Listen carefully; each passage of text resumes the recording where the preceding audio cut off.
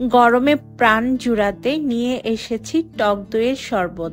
অনেক বেশি যখন গরম পড়ে তখন আমি ঝটপট এই টক দইয়ের শরবতটা বানিয়ে নেই। আমার ভীষণ রকম ভালো লাগে এটা খেতে। ভাবলাম আপনাদের সাথেও রেসিপিটা শেয়ার করি। খুবই সিম্পল রেসিপি।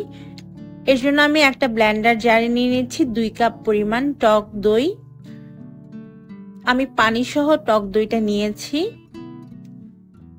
এবার এর মধ্যে দিয়ে দিব 1/3 কাপ পরিমাণ চিনি, তবে আপনারা নিজেদের স্বাদ বুঝে দিবেন। আমি 1 কাপ পানি দিয়েছি। এবার সবকিছুকে খুব ভালোভাবে ব্লেন্ড করে নিতে হবে। 1 মিনিটের মতো আমি ব্লেন্ড করে নিব, আর 1 মিনিট ব্লেন্ড করে নিলেই আমাদের টক দইয়ের শরবত তৈরি হয়ে যাবে। এটা বানানো খুবই সিম্পল, খুবই সোজা, তেমন কিছুর প্রয়োজনও পড়ে না। তো আমি 1 মিনিট ব্লেন্ড করে নিয়েছি, আর এরই মাঝে আমাদের টক দইয়ের শরবতটাও রেডি হয়ে গিয়েছে। এখন গ্লাসে ঢেলে নিতে হবে। তো আমি গ্লাসে ঢেলে নিচ্ছি।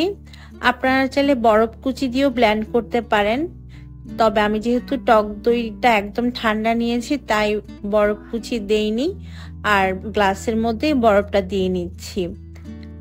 গ্লাসের মধ্যে আমি বরফ দিয়ে দেওয়ার পরে তৈরি করা টক দইয়ের শরবতটা ঢেলে নিচ্ছি।